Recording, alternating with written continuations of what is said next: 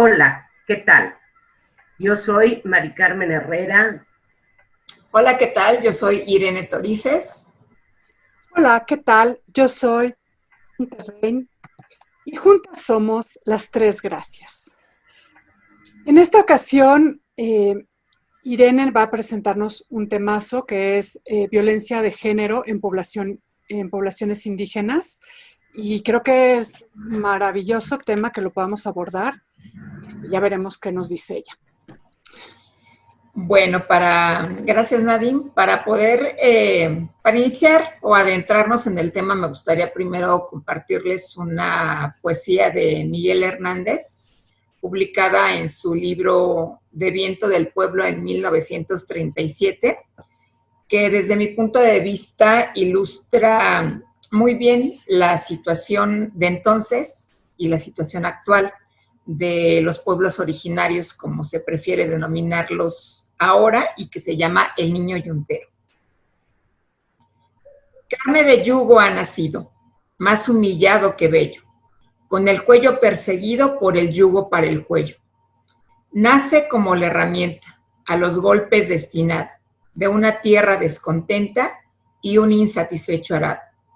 Entre estiércol, puro y vivo, de vacas, trae a la vida un alma color de olivo, vieja ya y encallecida.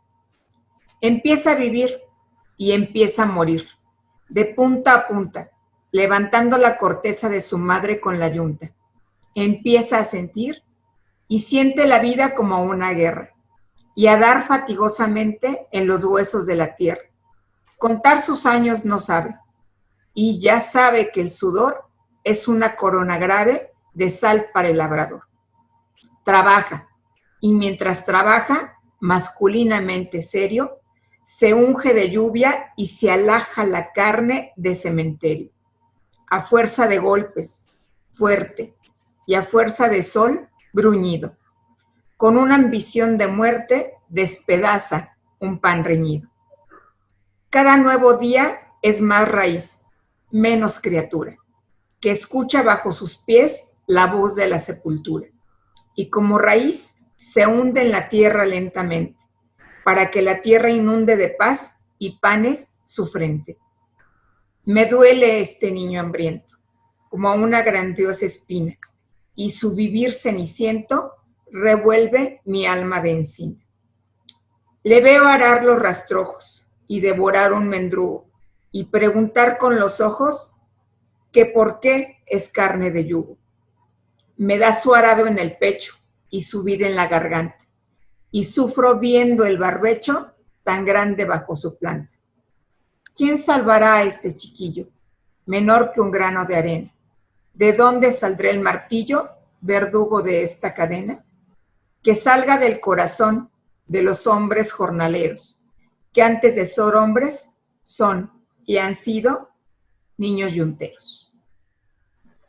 La descripción que Miguel Hernández hace en 1937 de las condiciones de niñas y niños del campo, el niño yuntero, no son tan distintas a la situación que viven actualmente los pueblos originarios.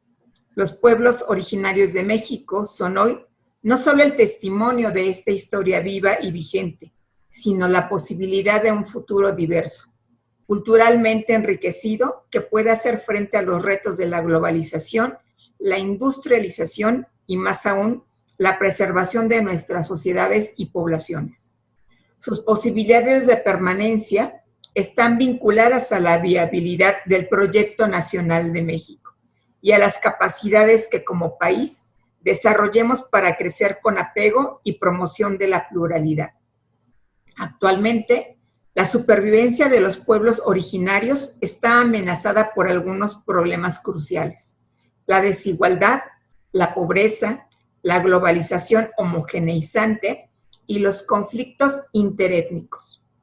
Es en este marco en donde deben entenderse las posibilidades y los obstáculos para un futuro viable y digno de los pueblos originarios. Como contraparte de estas problemáticas, los pueblos originarios cuentan, para su supervivencia y viabilidad sociales y culturales, con algunos elementos fundamentales: la diversidad la cohesión comunitaria e identitaria, los proyectos alternativos de desarrollo y las proyecciones políticas transfronterizas que han hecho que lo indígena sea hoy un tema transnacional, compartido y reforzado por movimientos sociales muy variados a todo lo largo y ancho del continente americano. ¿Quiénes son hoy los pueblos originarios de México? Esta pregunta es necesaria y requiere responderse si nos preguntamos por su futuro. La población originaria de México está formada por menos de 62 grupos étnicos, herederos de los primeros pobladores de nuestras tierras. Lo que los distingue del resto de la sociedad nacional son una serie de rasgos culturales que se expresan en forma particular. El uso de lenguas vernáculas y de vestimentas tradicionales. La pertenencia a una comunidad ubicada en un espacio territorial determinado. La integración a redes sociales de correspondencia y retribución. El tequi, la faena, la manavuelta, por ejemplo. El conocimiento y manejo del medio natural, la utilización de técnicas y tecnologías tradicionales para la producción, la fabricación de artículos para el autoconsumo doméstico y el mercado. Y la idea de un pasado común que llega a manifestarse en algunos casos como un proyecto compartido de futuro. Así, el término de indígenas no tiene connotaciones raciales. Sería muy difícil, tras varios siglos de mestizaje y contacto, pensar que en México existen poblaciones racialmente puras. En México somos mestizos biológicamente, casi por definición. Entre todos los pueblos originarios de México, como entre todos los grupos indígenas de América, existen diferencias y similitudes. Conforman parte del pueblo indio de América y por distintos motivos históricos han enfrentado la misma cara de la historia, la del olvido. Mucho se ha hablado en los últimos tiempos de los conflictos de los pueblos originarios de México, pero casi nunca se les incluye en las discusiones de los temas que les conciernen. Ellos siguen con la boca atada en el olvido, a la ignorancia que se les ha atribuido. Siguen mudos. Fueron afiliados al pasado y expulsados del futuro. Se les ha dado solamente un camino, el de la historia clausurada. La violencia surge cuando se emplea la intimidación, el lenguaje agresivo, excluyente, discriminatorio o la fuerza física. La violencia atenta directamente contra la integridad personal, física o sexual de una persona o un colectivo. En este caso, el colectivo de los pueblos originarios. El olvido, la exclusión, la invisibilidad, el destierro, la inequidad, con relación a sus compatriotas, ¿no son acaso también formas explícitas de violencia? La imposición de los valores occidentales sobre sus usos y costumbres, el atentar contra su identidad con el objeto de civilizarlos y subirlos al barco de la modernidad, su explotación como trabajadores, ¿pueden ser o no considerados actos de violencia? Esta cultura de la violencia en México ya ha creado su propio lenguaje. Si una matanza ocurre en Sinaloa o Baja California, la autoridad encargada de investigar el crimen explica que la carnicería fue un ajuste de cuentas entre narcotraficantes. Si los difuntos eran oriundos de Oaxaca o Chiapas, el procurador estatal de turno repetirá una frase que se desgasta con cada nueva matanza. Fue por un conflicto de tierras.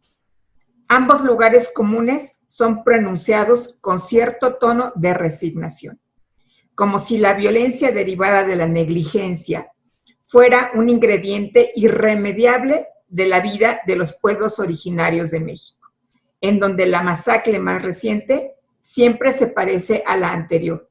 Lo único que cambia es el número de viudas y huérfanos. Ante la vergüenza de este fracaso, el mito del indigenismo ofrece una coartada perfecta. Si la autoridad no puede garantizar oportunidades para escapar de este círculo, hay que disfrazar el actual estado de las cosas como un resultado de los usos y costumbres, venderla como respeto a las tradiciones milenarias. No es la intención de lo que les comparto hoy hacer creer que las dificultades que enfrentan los pueblos originarios provienen solo del exterior.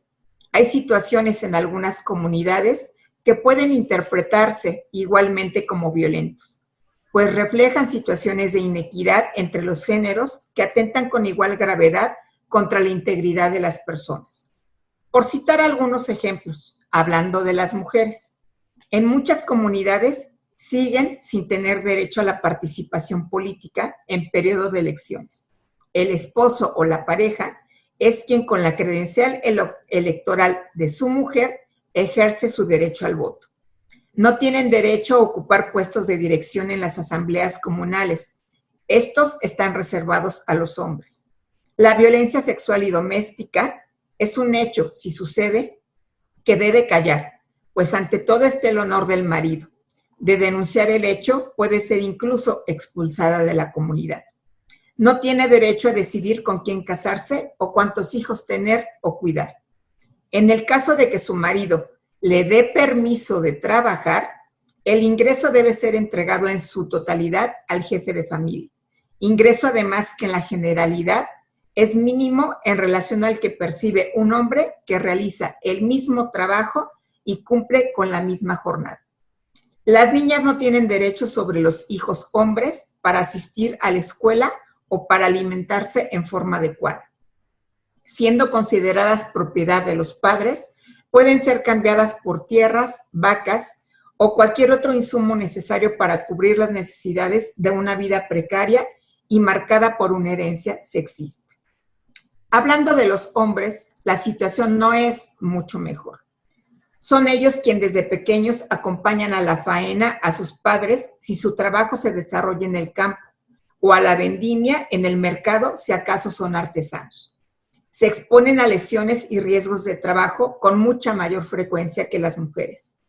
Dadas las condiciones económicas y el número elevado de integrantes de cada familia, los padres deben trabajar 2 o 3 jornadas para contar con lo mínimo indispensable para cubrir las necesidades alimenticias de sus familias. En las disputas por la tierra son quienes van al frente, por tanto, están más expuestos a la violencia física y en consecuencia a la muerte. Son quienes emigran a las ciudades o al extranjero en busca de oportunidades que les permitan dar a sus familias una mejor calidad de vida, ausentándose por periodos largos de tiempo e incluso, en ocasiones, desapareciendo, sin dejar rastro, por asesinato o muerte en los desiertos, el río, al cruzar la frontera norte de nuestro país. Habría que preguntarnos, ¿se puede dar en México un proyecto que solucione toda esta problemática? ¿O se tendrán que crear 2 Méxicos, uno indígena y otro mestizo? Si las fuerzas civiles y políticas de naturaleza constructiva, participantes en el amplio debate sobre derechos y pueblos indígenas, inciden en el fortalecimiento de valores implícitos en la multietnicidad, derechos humanos y colectivos, diálogo, negociación, paz, justicia, solidaridad y democracia directa, entre otros, será posible que los pueblos indígenas o los pueblos originarios se conviertan en un capital cultural o político de la sociedad mexicana, de este nuevo milenio que inició hace ya 20 años y sustrato para la restitución de una cohesión social tejida con base en una mayor equidad y comunicación intercultural y por ende con menos violencia.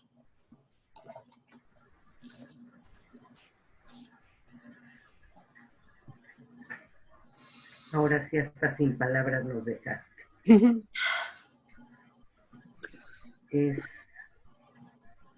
Hablas de una gran verdad. Y yo creo que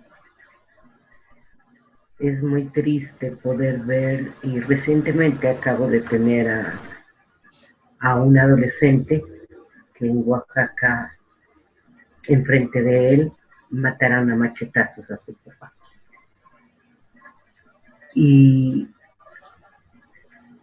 es como muy doloroso ver que algo así suceda, porque en esta parte de los que mencionas de los usos y costumbres que regulaban a los pueblos, al pasar a la modernidad y ser regulados, lo más triste es que hay mayor corrupción.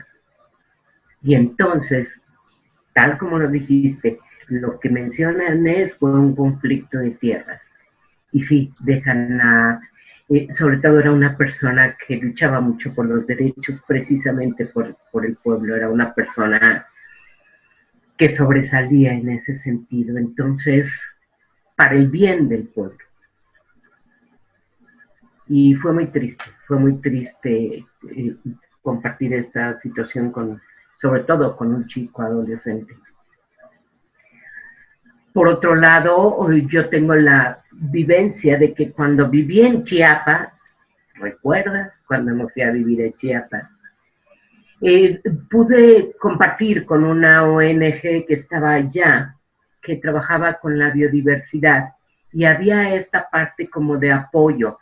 Si bien es cierto que todavía hay mucho por hacer, también es cierto que en los grupos de los pueblos originarios han habido mejoras en cuanto a, sí, en algunos lugares, el que las mujeres sean las que trabajan en la parte de telares, artesanías, etcétera, y que incluso esto pueda trascender y poder exportarse debido precisamente a estas organizaciones no gubernamentales. Eso es lo más triste, organizaciones no gubernamentales, porque esta parte de cuidado de los pueblos originarios tristemente sí hace que sean como dos Méxicos, ¿no? Uno donde vive en la globalidad y en esta parte de vivencia efímera y de valores, no lo sé, valores no sustentados, valores en lo material, valores en una imagen, en una ropa, en una postura, en unos likes, cosas como estas, y que realmente exista un pueblo, nuestro país. Tengo otra experiencia con otra persona que trabaja, ella tiene una ONG, es una antropóloga y trabaja con las mujeres indígenas en Guerrero, y precisamente para trabajar toda esta parte de violencia, de equidad, de perspectiva de género, de transversalidad, todo esto, y porque realmente, por ejemplo, Guerrero es muy grande y Guerrero es muy complicado y no, como que ni siquiera se alcanza, y se encuentran precisamente con esta coartar precisamente en esta no perspectiva de género, ¿sí? Y que se haga de un lado el trabajo con las mujeres. Entonces, sí, realmente es muy sabio lo que dijiste y creo que muy triste. Ahora sí. Gracias. Yo, aunque es un tema que evidentemente me interesa y me duele mucho inclusive el tema de las condiciones de las comunidades indígenas, quisiera hablar un poquito más sobre este tema de la igualdad y de lo difícil que es la igualdad per se y entenderla y ejecutarla y demás.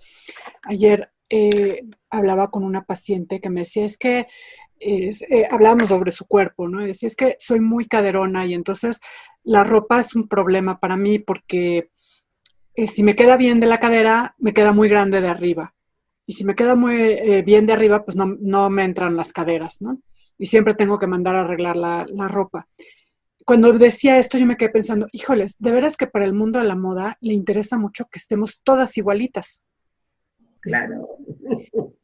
Pero no solo para el mundo de la moda, para la educación, para las políticas, para las políticas públicas, para la economía, para todos los temas sociales o humanos, digamos, les conviene que estemos todos iguales, todos parejitos. Y entonces sí, ahí hay igualdad, ¿no? Todos semejantes y la igualdad definitivamente no es eso, pero es mucho más conveniente tenernos todos parejos, todos cortados igual, que todos aprendan igual, que todos aprendan lo mismo, que todos tengan el mismo proyecto de vida, ¿no? Esto de naces, vas a la escuela, terminas la escuela, te estudias una carrera, te casas, tienes hijos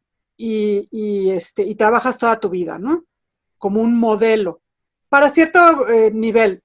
Esto que describes, Irene, es de otro nivel. Naces, trabajas y trabajas y trabajas y si bien te va, no te mueres en el proceso. Así es. Y te mueres de viejo. Pero, y bueno, tienes hijos en el Inter, ¿no? Para poder mantener este patrón. Pero la verdad es que en este tema de cortar y de hacer como el mismo proyecto de vida para todos y de que todos estemos iguales, pues de pronto no nos caben las caderas.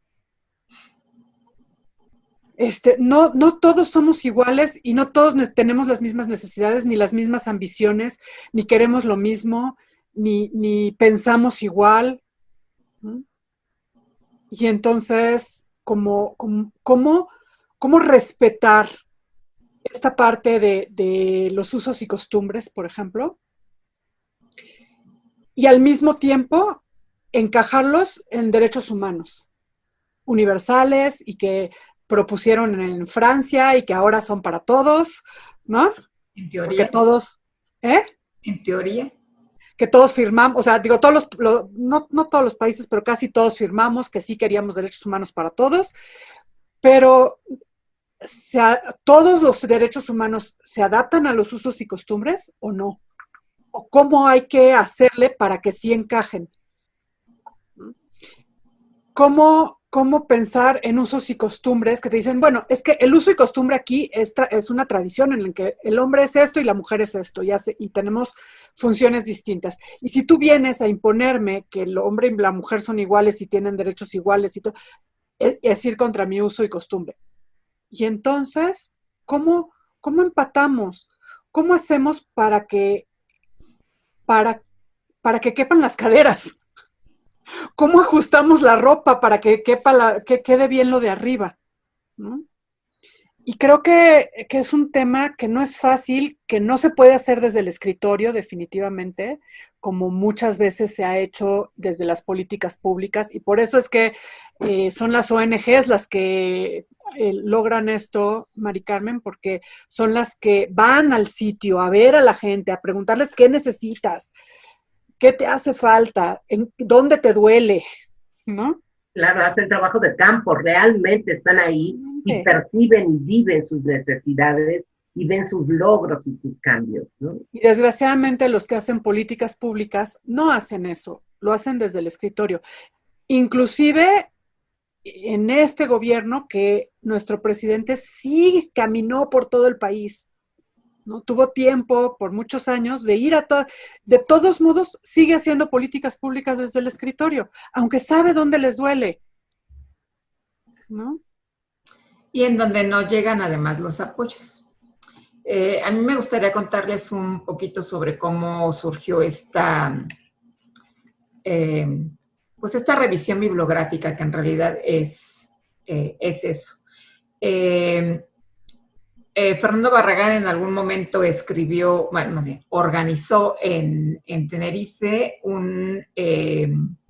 un congreso sobre cultura de paz y género, y bueno, pues, se le ocurrió que yo podía hablar sobre las culturas indígenas en México y sobre los factores que permeaban de violencia.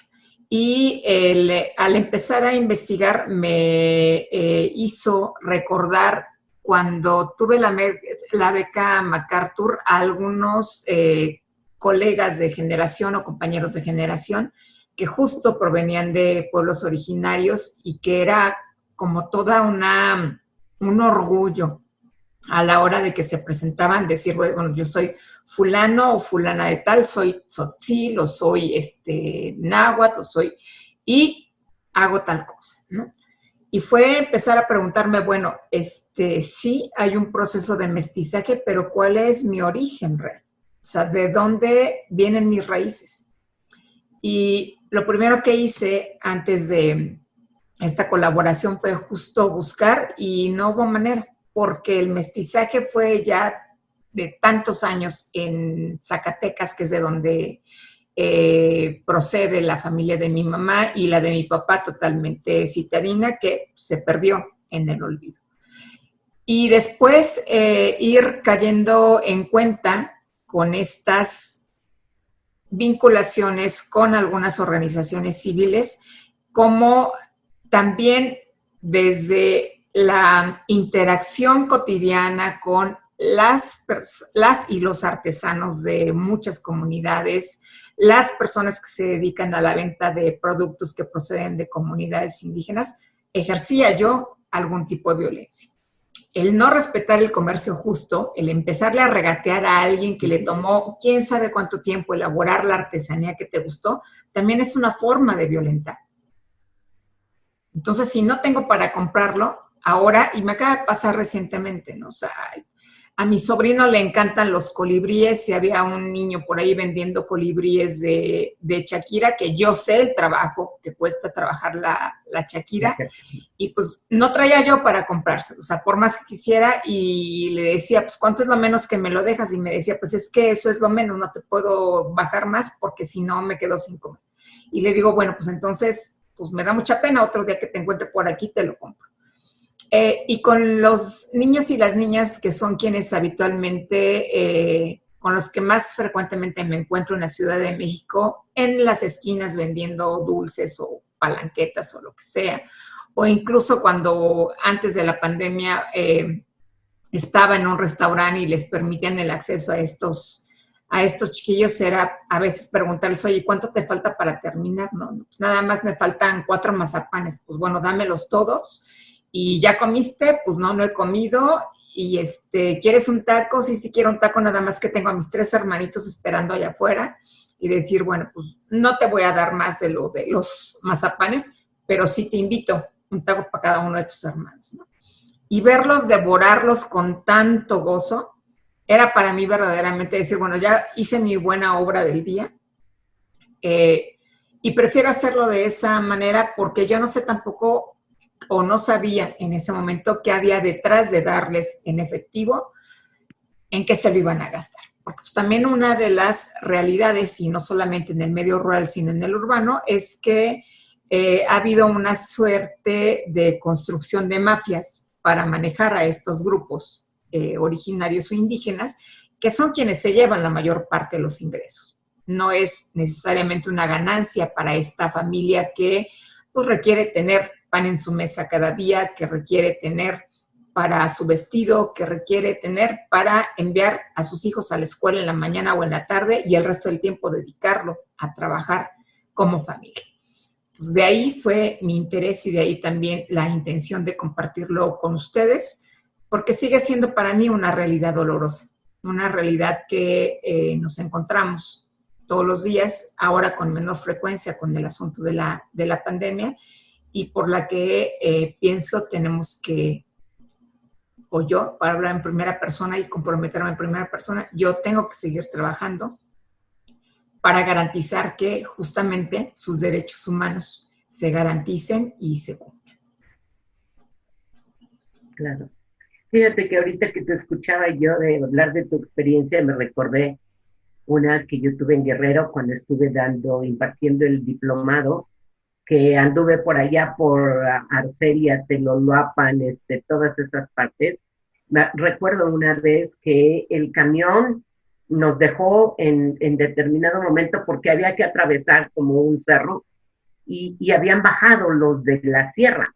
y bajarlo de los de la sierra era verlos con las poponitas o metralletas o estas armas cubiertos y al pasar, bueno, yo decía así, aquí quedé. Y cuando llegué a donde iba a impartir el diplomado, en donde había y eran personal médico, enfermeras y parte del sector salud, cuando llegué, la persona que me había ayudado a promover, a organizar el curso y todo, llegó el marido y me dijo, me dio un bulto y me dijo, aquí está su material, nadie va a venir a su curso, mi esposa no va a venir, muchas gracias. Entonces, cuando yo viví eso, pasaron entre los encapuchados, y eso que me dijeron, dije, Mari Carmen, creo que no es tu espacio, vámonos para la casa, mijita linda. Y me regresé, pero fue una vivencia muy impactante. Tanto el de los encapuchados, pero sobre todo esta parte de que fue el hombre, el esposo, el que decidió y gente no sé, del pueblo, pero era gente del sector salud, no era gente que dijera que no sabía o que no tenía una preparación, era gente con una preparación, y aún así, o sea, esta parte de no equidad o de dominio del hombre o algo fue para mí muy impresionante en aquellos entonces, te estoy hablando de hace 15 años, 10 años, una cosa así, ¿no? 15. Entonces, sí es y bueno, pues creo que sí hay formas de seguir laborando, haciendo lo que hacemos en la parte del campo, estas ONGs o aportaciones o simplemente el ponerlo a la vista de los demás y respetar, como tú dices, a los que venden sus verduritas, a los que venden sus artesanías y el apoyo a estas personas y el respeto. Ante todo el respeto, ¿no? Creo que es bien importante. Nadine, ¿tú quisieras agregar algo más? Pues coincido en esta parte del respeto y de más allá de las raíces y más allá de la parte cultural, cada ser humano es digno por sí mismo, ¿no? Justo creo que la esencia del tema de derechos humanos va por ahí, ¿no? O sea, cada ser humano es digno de todos los derechos. Así es. Independientemente de su origen. O sea, esta parte del artículo primero de la Constitución, ¿no? Sin distinción de raza, origen, nivel socioeconómico, nivel cultural, sexo, orientación sexual, etcétera. Pues no esperé que se quedaran calladitas en esta ocasión.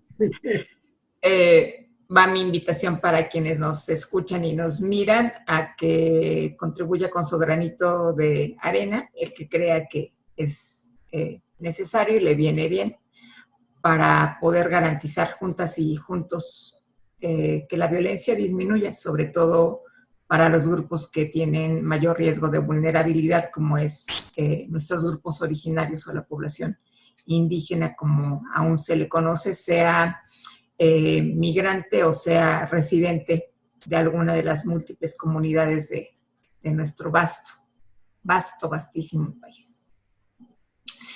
¿Nos vamos? Nos vamos. Yo soy Mari Carmen Herrera, soy psicóloga y soy sexóloga. Yo soy Irene Torices, soy terapeuta ocupacional y sexóloga. Yo soy Nadine Terrain, soy psicoterapeuta y terapeuta de parejas y juntas somos las Tres Gracias. Hasta luego. Bye.